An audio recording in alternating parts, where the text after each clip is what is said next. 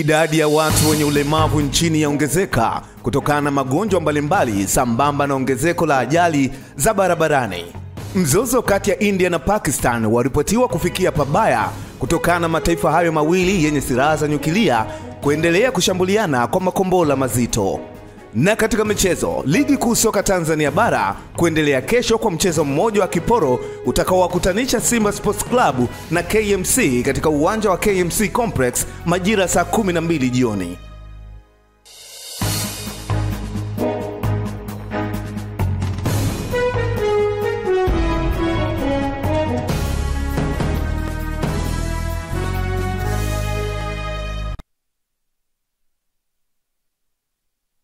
Na karibu sana katika habari ya kutwa. Mimi naitwa Emily Lazarus.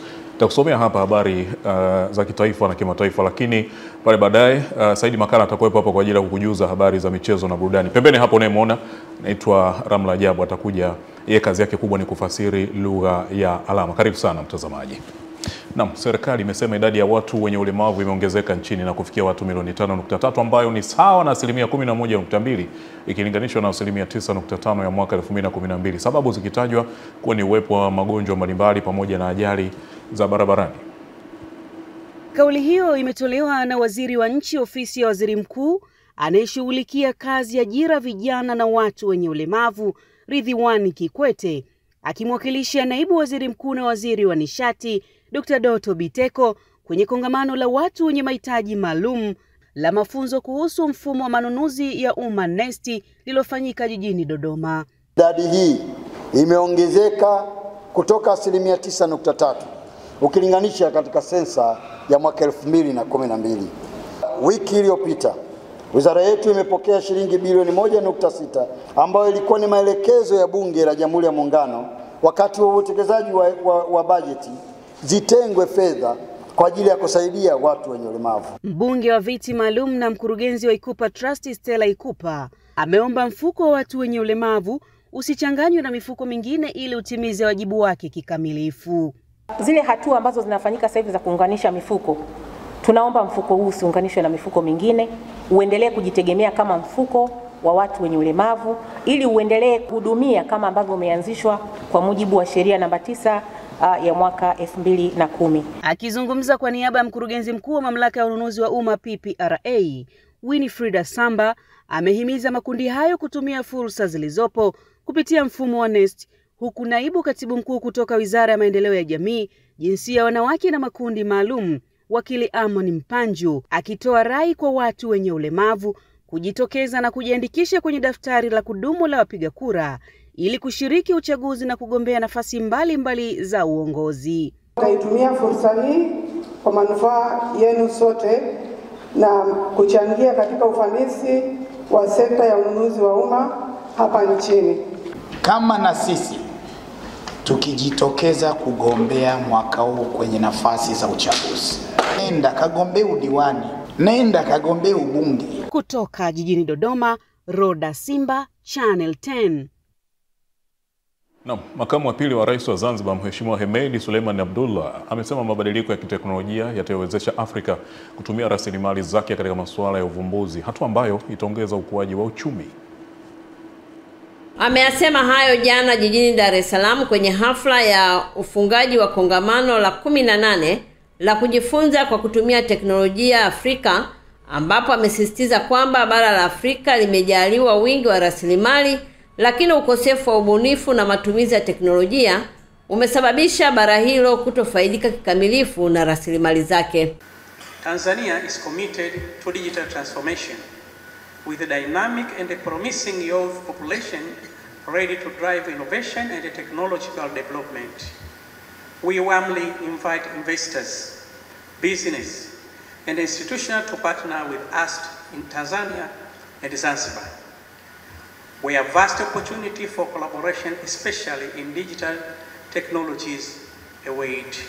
Kwa upande wake, waziri wa elimu, sayansi na teknolojia Profesa Adolf Mkenda amesema kongamano hilo lililojumuisha washiriki kutoka nchi mbalimbali za Afrika limelenga kuonyesha njia za kufikisha elimu kupitia mifumo ya teknolojia. Sasa sisi tunajua kwamba teknolojia sasa hivi ni fursa, sio changamoto. changamoto zilizopo tunaweza tukazidhibiti endapo tutawekeza vya kutosha. Tuna haja kuwekeza katika miundombinu na kuwekeza katika rasilimali watu. Lakini vile vile katika sera yetu ya elimu na mafunzo ili yaona haya mambo, ndio maana utaona kwamba tunazungumzia ufundishaji kidijitali. Naye waziri wa mawasiliano na teknolojia ya habari Jerry William Silaa amesema kongamano hilo limeakisi maono ya Rais wa Jamhuri ya Muungano wa Tanzania Mheshimiwa Dr. Samia Suluhu Hassan, ambaye amekuwa akisisitiza matumizi ya teknolojia ili kuharakisha maendeleo. We're implementing the project of 758 tower stations for the mobile broadband, and the government is enrolling the optic fiber. Currently we have 109 districts connected, and we are now in the project to implement the rollout of optic fiber in the remaining districts in the country. Nikiripoti kutoka Dar es Salaam, mimi ni Faraja Kihongole wa Channel 10.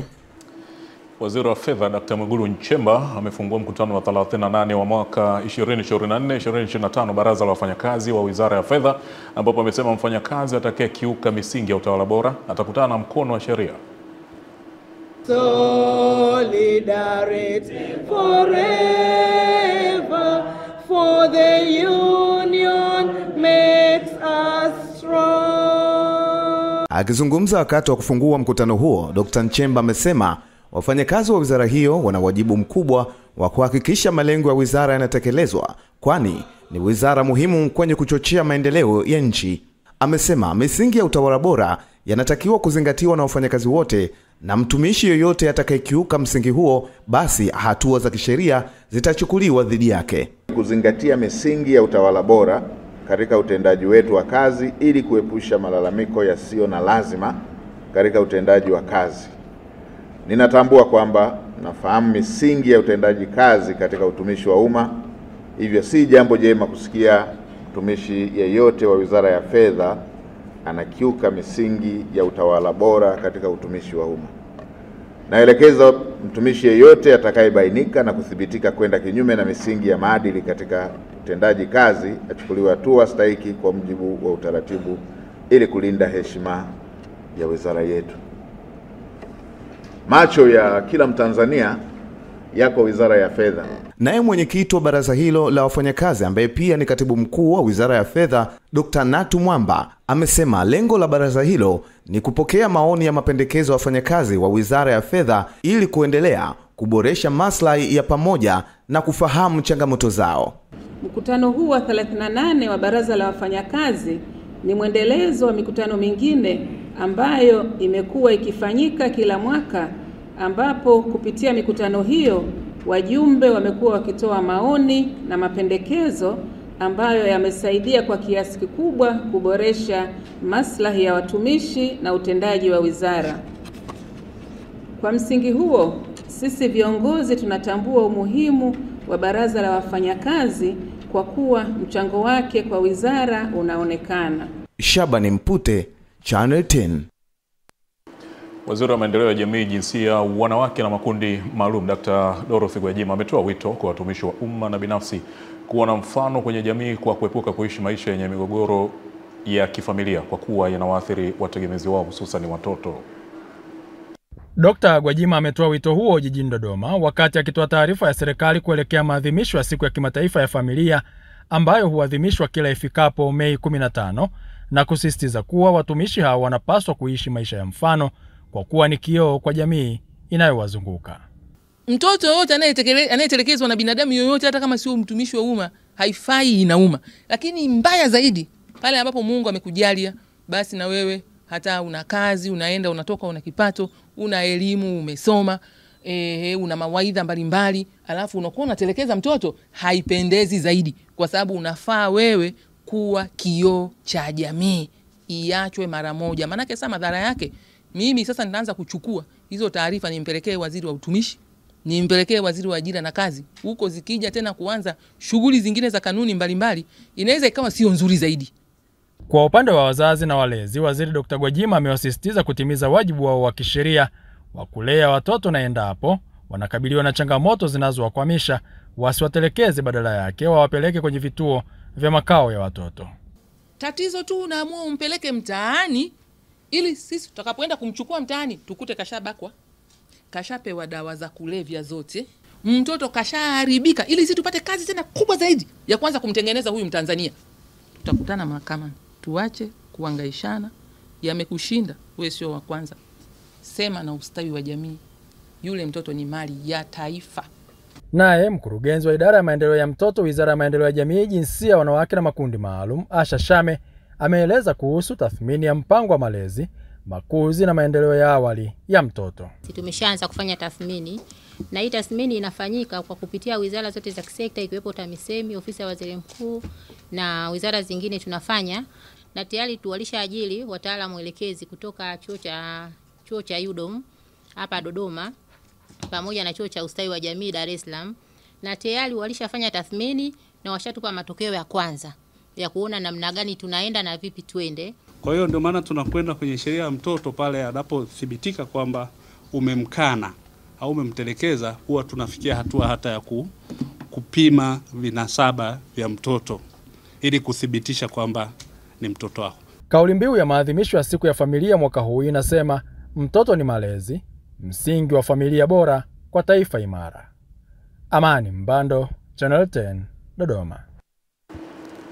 Na katibu wa halmashauri kuu NEC itikadi, uenezi na mafunzo wa CCM CPA Amos Makala ameendelea na ziara yake mkoani Morogoro na kumwagiza waziri wa ujenzi Abdallah Ulega kutatua changamoto za barabara wilaya Malinyi na Ulanga baada ya kupokea kero hiyo kutoka kwa wabunge katika majimbo hayo.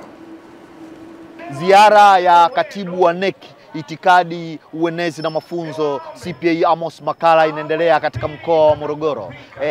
Amepokea changamoto kutoka kwa wabunge wa wilaya ya Ulanga na Malinyi kuhusu changamoto ya barabara. Pamoja na serikali ya awamu ya 6 imeshaidhinisha zaidi ya kilomita 113 za ujenzi wa barabara ya lami kuelekea Malinyi, lakini CPA Amos Makala ameahidi kuipokea changamoto hiyo na kuifanyia kazi kwa kiwango kinachostahili kama serikali ya awamu ya 6 inavyofanya kazi.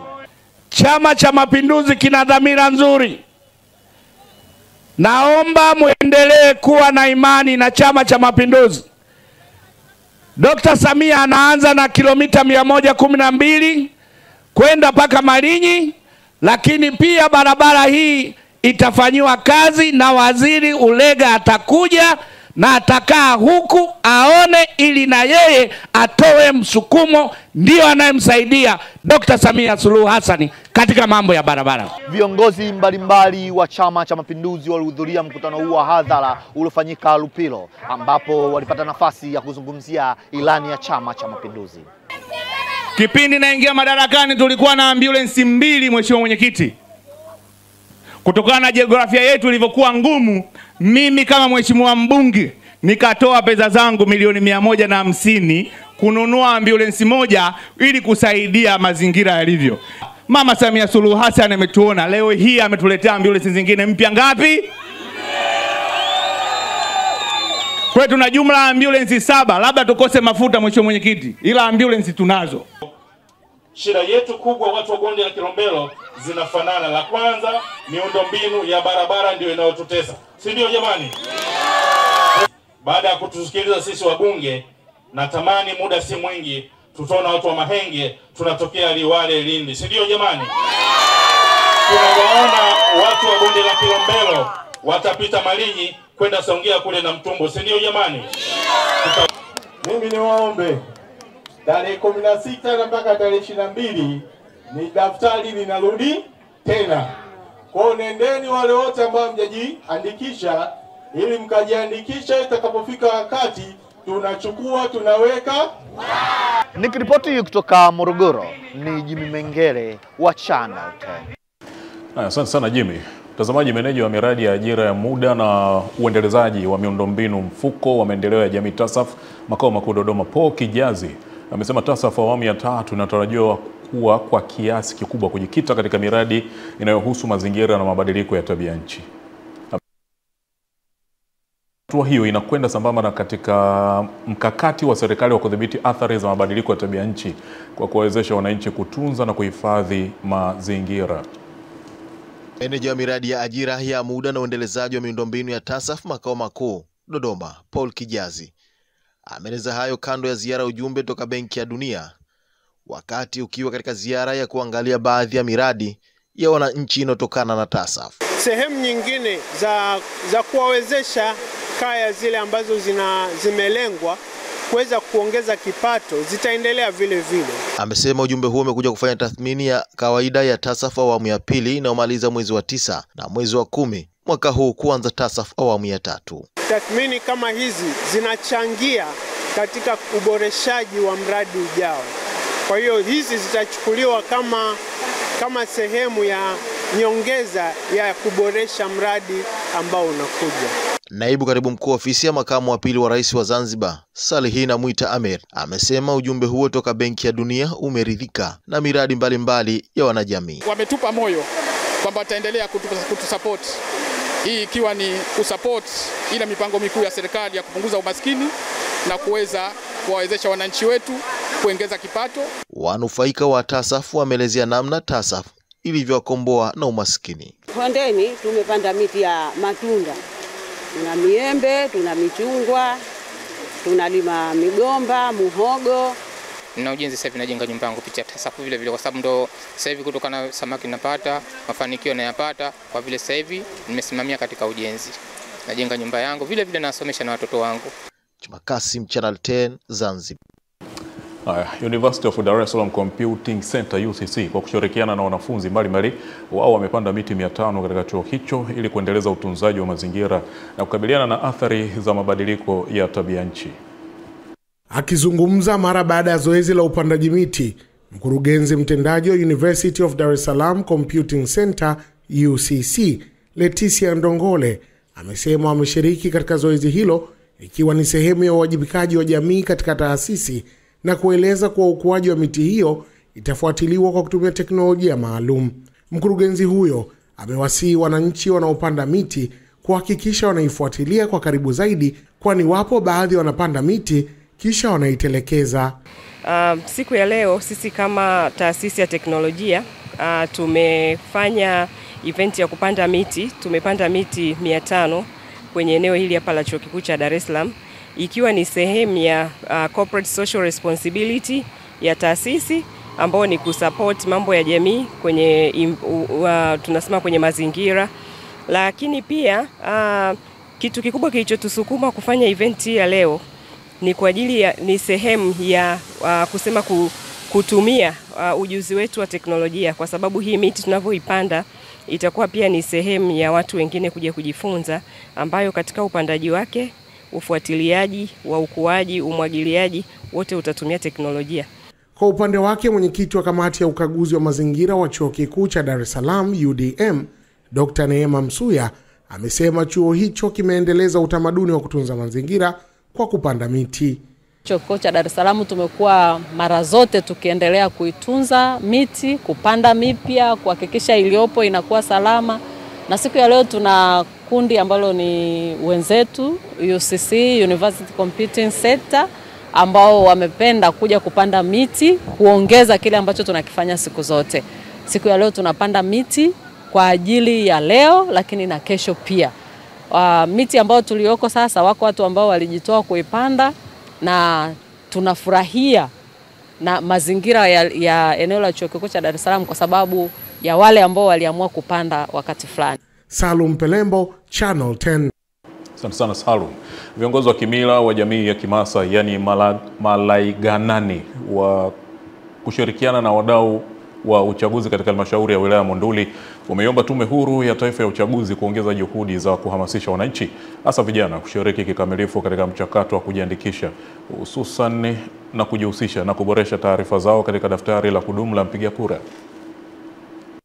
Wito huo umetolewa wakati wa kikao cha wadau wa uchaguzi kilichofanyika katika halmashauri hiyo, ambapo viongozi hao wameeleza kuwa changamoto ya kijiografia ya maeneo yao ni ya mbali na yasiyofikika kwa urahisi, na imekuwa kikwazo kikubwa kwa wananchi wengi kushiriki kikamilifu katika hatua hiyo muhimu ya maandalizi ya uchaguzi. Kuna vijana wengi wameshafikisha miaka 18 kama katibu tulivyoeleza ya Chama cha Mapinduzi, lakini sisi Kimasai tunasema bado ni watoto kwa sababu ya elimu ya ndoto. Na tunashukuru Mungu ameshafanya kikao na sisi, tuhamasisha na tumeelewa. Daftari la kwanza tayari imeshajiandikisha na leo lazima taenda kumalizia. Wenzetu watu wa serikali na maanisha halmashauri, tunaomba na nyinyi mtoe matangazo mbalimbali kwa vyombo vya habari ikiwemo mitandao ya kijamii, kiwezekana kama redio za jirani tulizokuwa nazo, tutumie hiyo nayo kutoa hamasa ili watu waweze kufahamu. Tunaweza tukawafikia wachache ambao wako mbali wakatumia majarida mbalimbali ikiwemo na mitandao ya kijamii wakapata taarifa kwa wakati. Kwa upande wake afisa mwandikishaji wa halmashauri ya Monduli Emmanuel Mpongo amesema kuwa awamu hii ya pili ya uboreshaji wa daftari ni fursa ya kipekee kwa vijana waliofikisha umri wa miaka 18 kuhakikisha wanajiandikisha mapema ili waweze kushiriki katika uchaguzi ujao. Fursa ya mwisho kwa wananchi wengi ambao hawakuweza kushiriki kwenye awamu ya kwanza. Ni fursa ya kipekee kwa vijana waliofikisha umri wa miaka 18 kujisajili kwa mara ya kwanza. Pia ni fursa kwa wale waliopoteza vitambulisho vyao vya kupigia kura, waliobadili makazi au wale wanaohitaji kusahihisha taarifa zao. Mchakato wa uboreshaji wa daftari la kudumu la mpiga kura katika halmashauri ya Monduli unaendelea, huku wito ukitolewa kwa wadau wote kuungana katika kutoa elimu kwa jamii ili kuondoa vikwazo vya ushiriki wa wananchi katika uchaguzi. Jamila Omar, Channel 10, Monduli, Arusha. Maombi maalum yamefanyika dhidi ya watoto wanaotoka mazingira magumu wilayani Musoma mkoani Mara, huku wito ukitolewa kwa wazazi na walezi kuacha kujihusisha na vitendo vya ukatili kwa watoto wanaowalea na kuwahudumia. Bado vitendo vya ukatili vinaendelea kuripotiwa katika mkoa wa Mara licha ya serikali kuchukua hatua za mara kwa mara za kudhibiti vitendo hivyo, lakini kufanyika kwa maombi haya kunaweka pamoja watoto na itasaidia kuiamsha jamii kuachana na vitendo vya ukatili. Wanapata athari zingine ambazo wanalala nje, wanapigwa na baridi, wanakuwa machokora, kiasi kwamba yani hata mzazi ukikutana nao roho yako inakuuma. Wazazi ambao wametelekeza watoto wao kulia hatua za kisheria, kwa sababu hao watoto wana wazazi wao. Unakuta mtoto anafanya hayo maneno, mzazi baba na mama wapo. Baadhi ya watoto wakizungumza na Channel 10 kuhusiana na mambo haya ya moyoni wakayatoa katika kuhakikisha ujumbe wa kukemea vitendo hivyo unafikia kila mtu. Kwa sababu watoto wa kike wanapata changamoto na vishawishi ambapo mpelekea mtoto wa kike kupata mimba za utotoni, kujikinga na vishawishi, mimba za utotoni, magonjwa na namna ya kuishi na jamii kwa namna inavyotakiwa. Mratibu wa kituo cha maombi na msaada wa vijana Catherine Kazimoto amesema wameamua kufanya shughuli hiyo ili kuikumbusha jamii kuishi katika maadili ya Kitanzania, ya kuepukana na vikundilika vyenye madhara makubwa kwenye jamii yetu, ikiwa ni mimba za utotoni, lakini pia uvutaji bangi na ukatili ambao unaendelea katika mkoa wetu huu wa Mara. Kwa hiyo tumeona ni vizuri tukaweza kuwakumbatia watoto haya kwa ajili ya kuwaelewesha mbinu mbalimbali za kuweza kujiepusha na mazira haya kama mimba za utotoni pamoja na utumiaji wa madawa ya kulevya ambayo yanafifisha ndoto zao kwa ajili ya kuweza kuwa viongozi wa kesho. Akitoa neno katika ibada hiyo, mchungaji wa kanisa la Anglican Diocese ya Mara David Jackson akaona haya ya kuzungumza. Watoto wamekuwa mitaani katika mazingira ambayo sio hatarishi, baadhi yao kutumbukia katika mambo ambayo yanaharibu maisha yao. Lengo letu kama kanisa na Compassion International ni kuwapa matumaini hawa ambao wamekuwa wakikosa matumaini. Wadau wa maendeleo kupitia shirika la Compassion mkoani Mara wamefanya maombi maalum ya kuombea watoto wanaotoka katika familia na mazingira magumu hapa wilayani Musoma mkoani Mara. Musa Makali, Channel 10, Mara. Naibu Katibu Mkuu wa Wizara ya Uchukuzi Ludovic Nduhie ameutaka uongozi wa Chuo cha Taifa cha Usafirishaji NIT kuhakikisha wanatunza vifaa vilivyotolewa na serikali kwa ajili ya mafunzo ya urubani, wahudumu wa ndege na wahandisi wa ndege.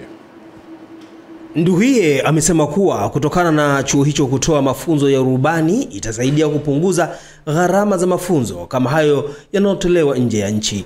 Na kwa weledi ni pamoja na ujenzi wa hii kituo mahiri Center of Excellence kwa ajili ya mafunzo ya shule zote mbalimbali zinahusiana na mambo ya ndege, kwa maana ya marubani,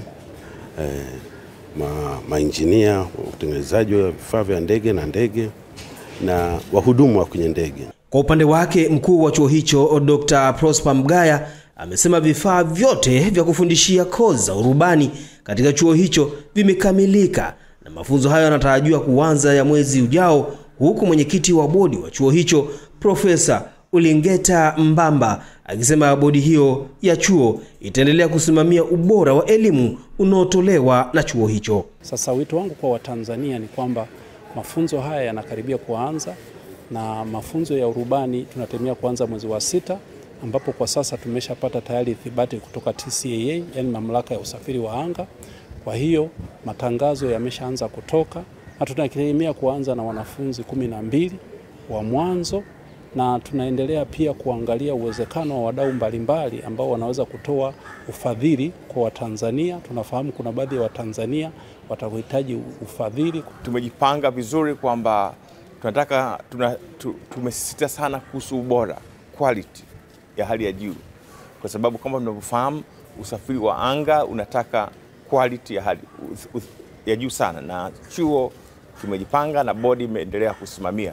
Mwanafunzi lazima ajue kwamba moto unapotokea nini ambacho anatakiwa kufanya, kwa sababu huwa wanafanya kazi kama timu pale kwenye ndege. Kwa tayari wanakuwa wameshajiandaa kwamba moto unapokuwa unatokea, nani atakuwa na fight ule moto, nani atakao kuwa na organize vifaa, na nani atakuwa na report. Saidi Makala, Channel.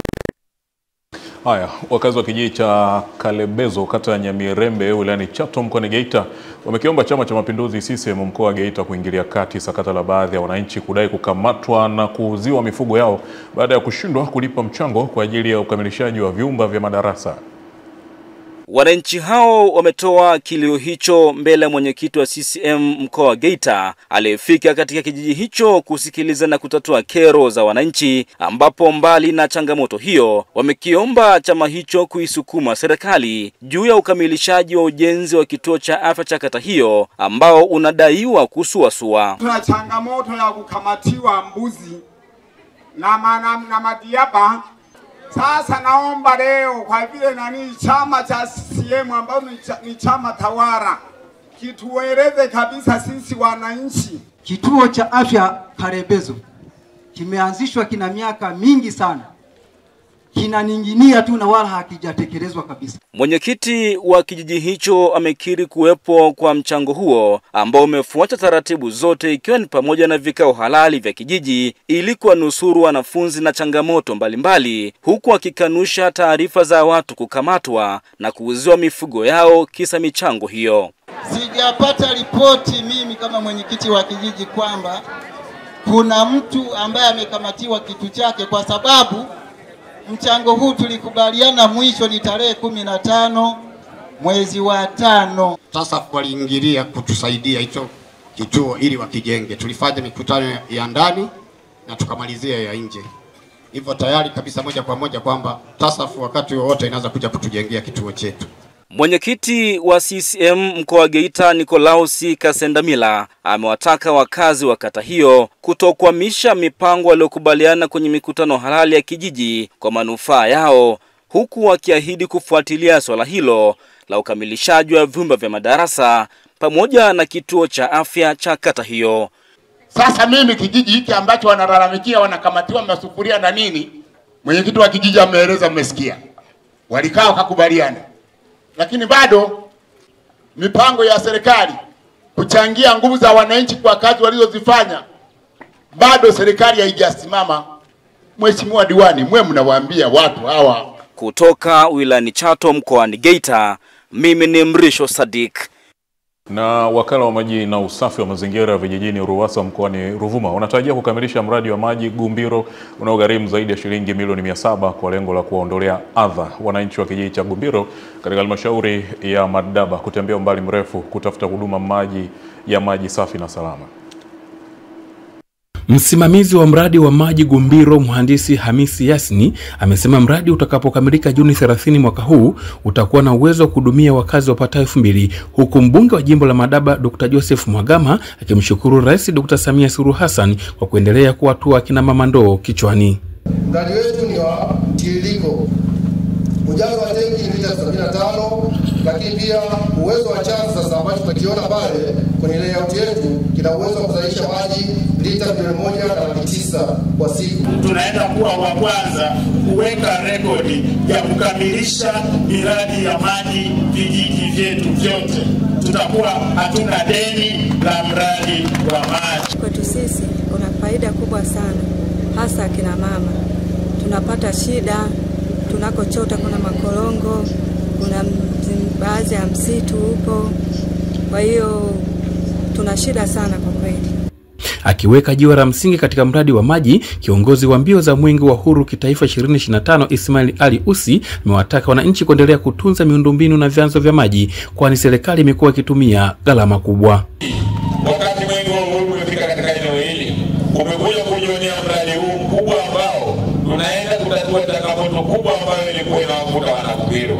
Mimi niendelee kuambia ndugu wananchi wa Wanakubiru, endeleeni kuwa na uvumilivu mdogo, endeleeni kuwa na ustahimilivu, lakini endeleeni kulinda uzalendo wetu juu ya kusubiri muda mfupi mradi wetu unaenda kukamilika na tunaweza kupata huduma ya maji safi na salama na tutatumia katika maeneo yetu yote. Awali akipokea mwenge wa uhuru kutoka mkoa wa Njombe, katibu utawala mkoa wa Ruvuma Bi Mary Makondo amesema utakimbizwa katika halmashauri 8 na kupitia miradi inayotekelezwa kutunzwa inayosimamiwa na wananchi na serikali. Mwenge wa uhuru ukiwa katika mkoa wa Ruvuma utatembelea miradi 76 katika halmashauri 8 yenye thamani ya shilingi bilioni 95,326,089.42. Kutoka Ruvuma, Ditanyoni, Channel 10. Na mtazamaji, karibu kama ndo kwanza unaungana nasi, hii ni habari ya kutwa kutokea hapa Channel 10. Mimi naitwa Emily Lazarus. Pembeni hapa nashirikiana na Ramla Jabu ambaye yeye anafasiri lugha ya alama. Sasa baada ya habari za kimataifa atakuwepo hapa Juma Saidi Makala kuweza kukujuza yale yarojeri katika upande wa michezo. Na hebu sasa tugeukie hizo habari zenyewe za kimataifa. Tunaelezwa kwamba mzozo kati ya India na Pakistan umefikia kiwango kibaya, huku mataifa hayo mawili yenye silaha za nyuklia yakiendelea kushambuliana kwa mizinga katika mashambulizi ya anga na kutumia ndege nyuki yani drone katika eneo la Kashmir. India ilifanya mashambulizi dhidi ya maeneo ambayo ilidai ni miundombinu ya kigaidi ambayo yanadhibitiwa na Pakistan mnamo Mei 7, ikijibu kile ilichokiita ni shambulio lililoungwa mkono na Islamabad lililoua watalii 26 wa Kihindu katika Kashmir inayodhibitiwa na India.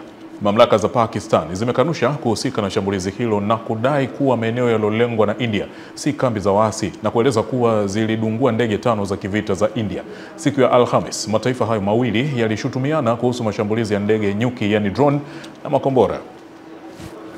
Na huko Gaza, mpango wa Marekani kuhusu utaratibu mpya wa utoaji misaada ya kiutu ukanda wa Gaza umepata upinzani wakati mapigano makali yakianza tena eneo la kusini mwa Gaza, hususan karibu na mji wa Rafah. Katika taarifa iliyotumwa kupitia Telegram, kundi hilo limesema wapiganaji wake walifanya shambulio la uvamizi dhidi ya wanajeshi 12 wa Israel katika mtaa wa Tanur kwa kutumia makombora ya kushambulia magari ya kivita.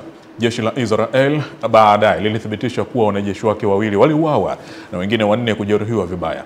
Hili ni mojawapo la mashambulizi mabaya zaidi kuwahi kuripotiwa Rafah katika wiki za hivi karibuni, eneo ambako jeshi la Israel limeongeza operesheni zake kufuatia kuvunjika kwa mpango wa kusitisha mapigano ya wiki 6 uliofadhiliwa na Marekani mwezi Machi.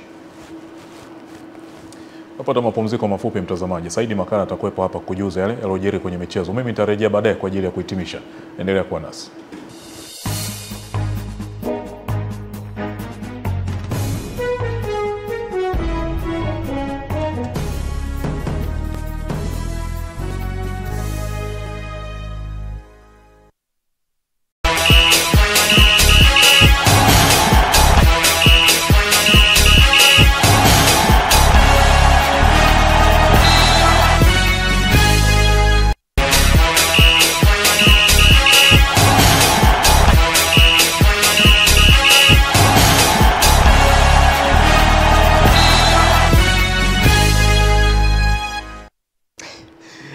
Asante sana Emily, japokuwa ulitaka kunihujumu.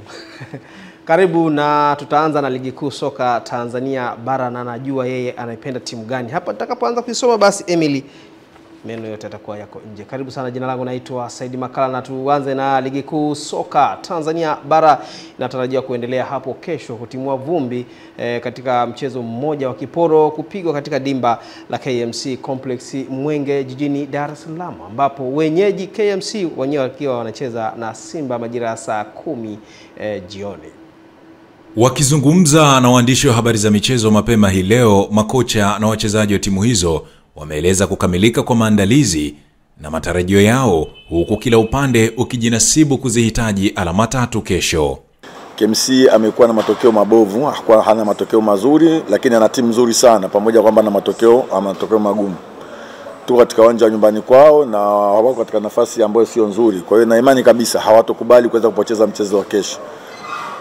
Hiyo inaleta picha kabisa kwamba mechi ya kesho itakuwa ni mechi ngumu sana, lakini tumesema kwamba pamoja na ugumu wao na nyumbani kwao tumejiandaa kuhakikisha tunapata matokeo katika mchezo wa kesho. It's different. They are different. So the story of Pamba is not our story. So we just have to prepare that game correctly and just try to give all what we have and just to fight and don't give them any opportunity, as I said. Mchezo utakuwa ni mgumu kwa sababu KMC nao wana process mpira vizuri, kwa hiyo naamini mechi kesho itakuwa ni ngumu, lakini tumejiandaa vizuri kupata pointi 3. Kwa upande wa afisa habari wa klabu ya KMC Halid Chukuchuku ametumia mkutano huo na waandishi wa habari kutangaza viingilio na kuwaita mashabiki kujitokeza kwa wingi kwenda kushuhudia kandanda safi kutoka kwa timu zote mbili. Viingilio vitakuwa shilingi 10,000 na wale ambao watakao upande wa VIP viingilio vitakuwa shilingi 15,000.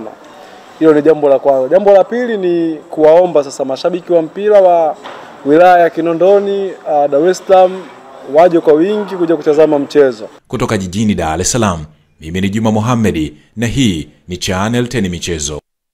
Naam, sasa na Juma Mohamed. Naibu Waziri Mkuu na Waziri wa Nishati Daktari Doto Biteko amewataka wananchi wa mkoa wa Mbeya kuunga mkono jitihada za Spika wa Bunge la Jamhuri ya Muungano wa Tanzania Daktari Tulia Ackson katika kusaidia jamii na kushiriki ukarabati wa miundombinu ya elimu na afya kupitia Tulia Marathon.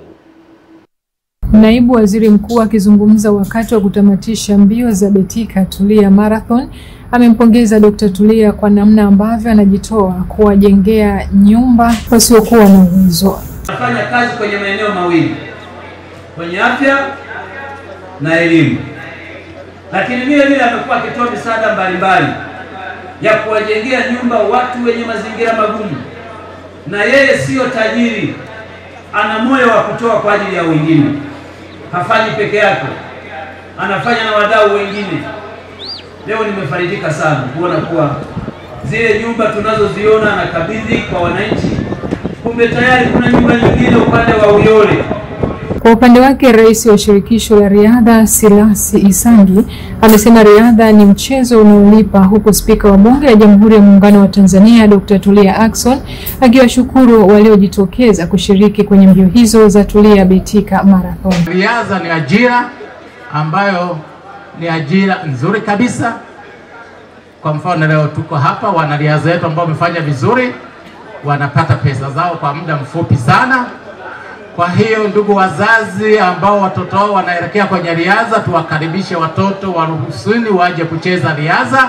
Ni ajira ambayo inalipa. Kuwashukuru ninyi nyote mliokuja kuungana na sisi, kwa sababu marathoni hii isingeweza kufanikiwa bila ninyi kujiandikisha. Asanteni sana wadau wetu wakubwa ambao kila mmoja wenu amejiandikisha, lakini tunajitahidi kwa wale ambao ni wahitaji zaidi kuwafikia. Wako wanaohitaji chakula wanapelekewa chakula, wanaohitaji mavazi tunawapelekea mavazi. Filipina Ndwata. Namna wadau mbalimbali wa michezo hapa nchini wametakiwa kuandaa mashindano ya michezo kwa wasichana ili kukuza na kuinua vipaji kwa wasichana walio wengi, hasa wale walioko mashuleni, shule za msingi, ili kusaidia serikali katika kuendeleza michezo hapa nchini Tanzania. Akizungumza na waandishi wa michezo, mwalimu wa michezo wa shule Al-Muntanzil Rehema Chuka amesema kuwa mashindano hayo maalum ni kwa ajili ya kuunga mkono serikali katika kukuza na kuinua michezo nchini kwa wasichana wa shule mbalimbali ambazo hazijajikita kwenye michezo. La kuweka michezo hii aim yetu kubwa ni kuempower women through sports au kuempower girls through sports, yani kuwainua wasichana kupitia michezo. Kama unavyoona hapa ni tumepata shule nyingi ambazo zimekuja kushiriki kwa ajili ya haya mashindano, na hii ni the first time Al-Muntaz tumeandaa haya mashindano, na tunashukuru Mungu tumepata timu nyingi, shule nyingi, let's say like academy pia zimekuja hapa kwa ajili ya kushiriki na sisi kwa ajili ya haya mashindano. Lengo wote ni kukuza vipaji kupitia wasichana. Katika hatua nyingine, Rehema Chuka ameweka wazi umuhimu wa mashindano hayo kwa siku za usoni, huku akitoa wito kwa wazazi na walezi kuwaruhusu wasichana kushiriki michezo kutokana na fursa zilizopo kwenye michezo mbalimbali. Can see hivi vipaji tunavianzia kuanzia chini, lakini you never know kwamba mtu baadaye anakuja kuwa nani, si ndio? Ila lengo letu ni kwamba tumwanzie huku chini ili mradi huko juu hata anaweza kujitegemea mwenyewe na kujua anatakiwa kuwa position gani. Mtoto wa kike akiwezeshwa anaweza. Eden Bahati, Channel 10 Michezo. Naam, asante sana Eden Bahati kwa taarifa hiyo, na tuangazie taarifa nyingine ambayo tunaambiwa mbio za Kiruswa Fun Run msimu wa pili zimeibua wanariadha 4 bora watakao kwenda nchini Kenya kwa ajili ya mafunzo yatakayo wajengea uwezo wa kushiriki katika mbio za kulipwa duniani na kuliwakilisha taifa la Tanzania. Mbio hizo zimewashirikisha wakimbiaji wa umbali wa kilomita 21, kilomita 10 na kilomita 5 pamoja na mita 400, mita 200 na mita 100.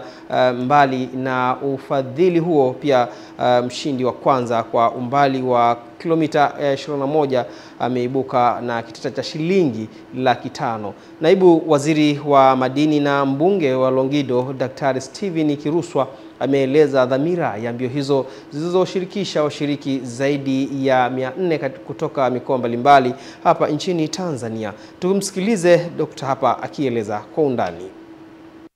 Vile vipaji tutakavyovitambua tungewatafutia fursa ya kuwapeleka kwa mafunzo zaidi. Tulikuwa tunaongea na vyama vya riadha Kenya waweze kutusaidia wale watakaofanya vizuri. Tulitoa nafasi mwaka jana kama tungepeleka vijana 4. Mwaka huu tena kwa sababu tumeshaanza kuona watu wenye vipaji, tutaangalia kama tutapata nafasi. Hata wakitupa hizo 4 tena, bado mbunge wenu yuko tayari kuhakikisha kwamba vipaji vya riadha Longido vinalelewa. Kama haya yanaibua vipaji vidogo kwa watoto kama hawa, pia anatupa fursa ya kuendelea kuboresha kila ambacho tuna train kila siku ili kwenda kukimbia mashindano ya kimataifa vizuri. Lakini Mheshimiwa Kiruswa amekuwa mstari wa mbele kuweza kutafsiri vyema maendeleo, sera ya maendeleo ya michezo. Sera yetu ya maendeleo ya michezo imeelekeza kila mdau na jukumu la kufanya katika sekta hii kwa ajili ya kuendeleza michezo. Leo tumeshiriki mbio tangu asubuhi, tumefanya mazoezi, tumekimbia, tumefanya mbio pamoja na mashindano. Tunasema kwamba michezo ni furaha, tunasema michezo ni afya, tunasema michezo ni ajira. Wekeni vizuri afya zenu, fanyeni mazoezi. Leo hapa mmetangaziwa na waheshimiwa madiwani, safari mwaka huu tuna uchaguzi. Mheshimiwa mbunge ni sehemu ya madiwani. Sasa Mheshimiwa mbunge tafuta pesa. Mwezi wa 6 hapa mwanzoni tutakuja kufanya mashindano ya diwani. Ukifeli na diwani wako umeondoka. Hapa tunataka kuona tunakaa hapa. Na mtazamaji, hebu tuende sasa tuangazie yale ya kimataifa alivyoandaliwa na wanamichezo wetu. Karibu katika habari za michezo kimataifa, na kwanza tuanze kuangazia mchezo wa tennis. Marekani Danielle Collins amekamilisha ushindi wake wa kihistoria wa seti 1 mbele ya bingwa mtetezi Iga Swiatek katika raundi ya 3 ya mashindano ya Italian Open yanayoendelea nchini Italia. Collins ambaye alianza vibaya kwa kupoteza kwa robo ya kwanza mbele ya Swiatek ambaye ni nyota namba 2 kwa ubora duniani, hakuwa na ubora kwenye seti ya kwanza kabla ya kurekebisha makosa yake na kutoka nyuma na kufanikisha ushindi wake wa seti 2-0 za 6-1 na 7-5. Huu ni ushindi wake wa pili katika mechi 9 dhidi ya bingwa huyo mtetezi wa Grand Slam mara 5 na mara ya kwanza akiwa na umri mdogo wa miaka 23. Collins mwenye umri wa miaka 31 atakutana na Elina Svitolina wa Ukraine au nyota mwenzake Marekani Hailey Baptiste katika raundi ya 4. Swiatek anatazamiwa kujisuka upya kabla ya kuanza kwa mashindano ya French Open mnamo tarehe 25 mwezi Mei. Swiatek ambaye amekuwa bingwa mara 3 katika miaka 4 ya Italian Open hajawahi kushinda mashindano ya WTA tangu aliposhinda taji lake la 4 la French Open kwa wanawake mwaka mmoja uliopita huko Roland Garros. Na sasa tuhamie katika soka. Timu ya Chelsea ya wanawake imekuwa timu ya kwanza ligi kuu ya soka ya wanawake nchini Uingereza kumaliza msimu kwa michezo 22 bila kupoteza mchezo wote baada ya kuichapa Liverpool ya wanawake mchezo wake wa mwisho wa ligi hiyo. Nyota wa kimataifa wa Uingereza Aggie Jones alifunga bao la ushindi katika muda wa nyongeza na kuipa Chelsea ushindi wa 100% na kuiongeza klabu yake kumaliza msimu vizuri bila kupoteza mchezo wote kati ya michezo 22 ambayo wamecheza, wakishinda michezo 19 na kutoa sare michezo 3. Timu ya Arsenal imemaliza ligi hiyo kwa kushika nafasi ya pili baada ya kushinda mchezo wake wa mwisho na kuzifanya timu za London kutawala soka la wanawake nchini Uingereza. Eden Bahati, Channel 10 michezo kimataifa. Na sasa na Eden na kwa habari hizo za kimataifa, lakini nikushukuru sasa na wewe mtazamaji ambaye ulikuwa nasi, na wanasema heri mwenye moyo safi maana hao watauona ufalme wa mbinguni, kwa sababu mmekuwa na mioyo safi, mmefuatilia Channel 10 kilicho bora kabisa. Emily atakuja hapa kujili kuhitimisha habari kwa siku ya leo mara baada tu ya muhtasari.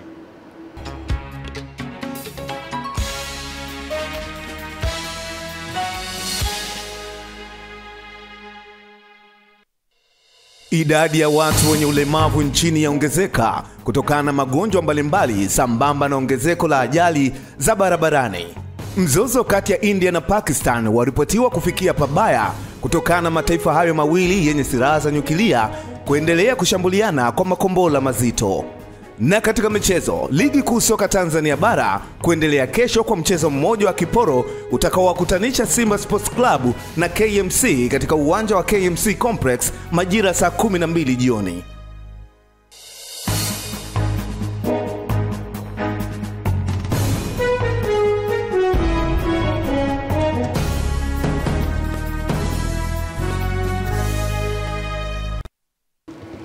Na mtazamaji wa Channel 10 Saidi Makala ananipa nafasi mimi ya kusema asante kwa yeye ambaye umetazama habari ya kutwa kuanzia pale inaanza mpaka sasa tunahitimisha. Mimi naitwa Emily Lazarus, nilikusomea habari za kitaifa na kimataifa.